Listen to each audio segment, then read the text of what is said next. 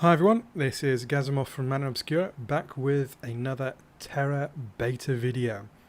Now, if you've watched my other beta videos for other MMOs, you know that I like to try and do a bit of a beta graphics comparison. So I'll run the game at both high and low graphics settings to give you an idea of how the game looks when it's running on your machine. This one is currently running in high graphics settings, so all of the settings set to high.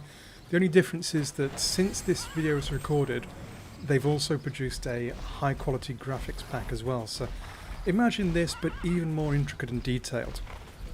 This video is being recorded on a Intel Core i5 with 8GB of RAM and a GTX480 graphics card. So it's a good modern computer. You can obviously go a bit higher than that. You can push up to a Core i7. You can push up to some like dual GTX580s if you want to. But if you're keeping your budget fairly conservative, then this is definitely within reach for you. And as you can see, it looks absolutely fantastic. You've got lovely waterfall effects there. You've got very little texture pop and scenery pop, apart from the very far distance. But generally speaking, the game looks beautiful. There's some fantastic spell effects and lovely luminous effects. And everything looks really highly detailed, even without the high resolution texture pack, which, as I said, they've since brought in. Now what we're heading for is that ring there, and when we get into that we'll get a kind of Stargate style effect, and we'll end up at the capital city. So there we go. This kind of loading screen type effect, basically it's there to hold you while the machine loads up the next zone for you. If you've got the game stored on an SSD, it's lightning quick. If you haven't got it stored on an SSD, it takes a bit longer.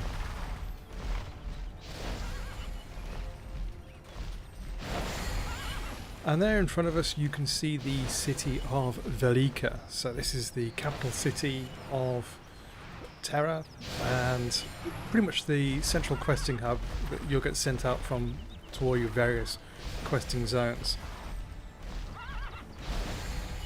The thing that's a bit strange with TERA is the fact that you're continually getting this pop in and out of other players as you're going through flight paths.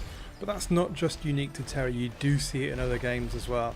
It's just that because you've just got a single city, it's very, very, very busy. You can also see the shadows on the ground there as we fly in. This Pegasus mount transport is common throughout all of the major zones.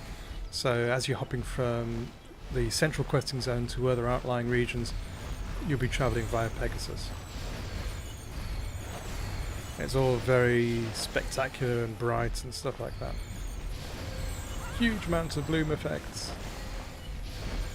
So that's how it looks like on high detail, high resolution. Let's take a look now what happens when we put all the sliders down to low, and you can see it's stark. The first thing that you'll notice is that there's no directional lighting. The whole game has been lit with ambient lighting, which is pretty much flat and static and lights all objects equally. There's no directional lighting to cast any shadows or even to provide objects with a bit of shading. And that really tends to flatten the effect of the world.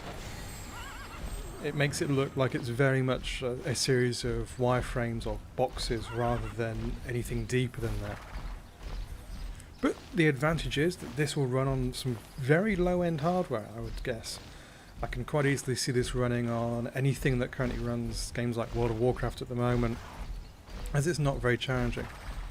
You'll see the big difference as well as in a bit of texture pop. We've got some texture pop at the back there, and with scenery pop as well, so you're getting various objects like the trees and so on popping up and appearing into view. The waterfalls also look terrible now that you've lost that kind of fogging and mist effects that they're normally throwing out. They look very plain.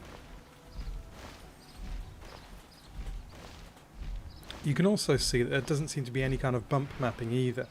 So previously where we'd have detail on the rocks and even on the Pegasus itself to show that it had wings and so on, and on the clothing to show it had texture.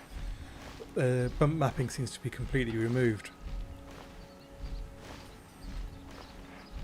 Now here's that Stargate style effect again, and the good news is that looks exactly the same.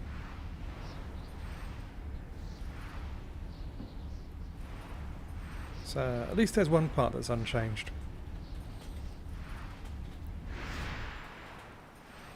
Now moving to the city again, you can see that you can even see the pattern of the textures on the ground there.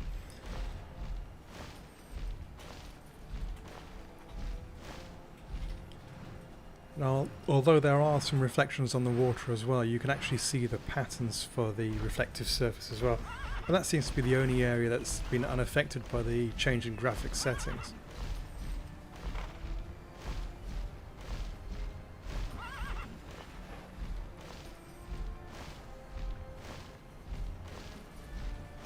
There does seem to be a bit of shadow in the mountain regions here as well, which is interesting because we didn't have those in the previous zone at all.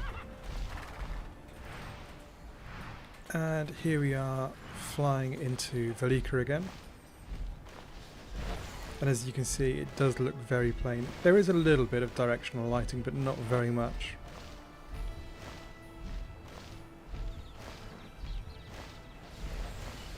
The other thing that you'll notice is that there's a very narrow range from which you'll see NPCs pop into view.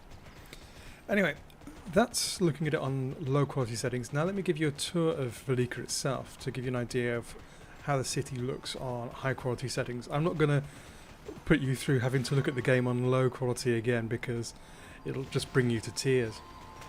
This is the arcane area where most of the magical training, so your priest trainers and so on, will be based there, and your sorcerer trainers as well. Nice courtyard with a floating gyroscope type thing there, and you can see the central hub of the city in the distance. All very spectacular.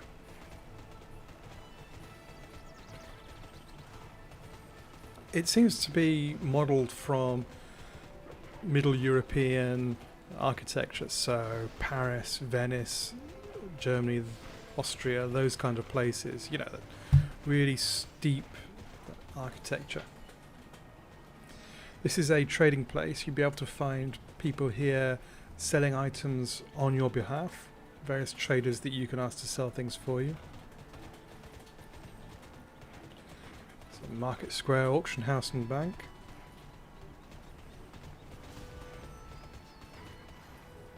Again, those fantastic arches. You can see the various different bits of lighting as well.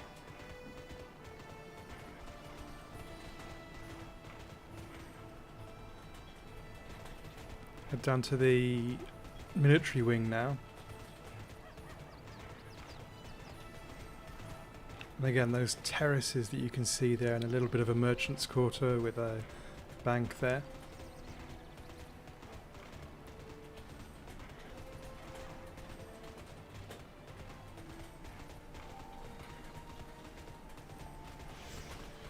Just gives you an idea of how big this city is.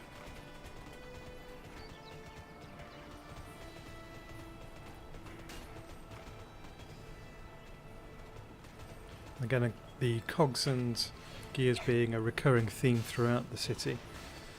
This is the PvP dueling arena. If you want to practice dueling, then that's a dedicated area for that. And here's the training area for warriors and so on. So that's been a quick look at TERA, giving you an example of the high and low quality graphics settings and a taste of what the game will look like on your machine. I hope that's been of use to you. If you like what we've done here, then feel free to subscribe and check out the blog, manaobscura.com. Thank you very much for watching. Cheers.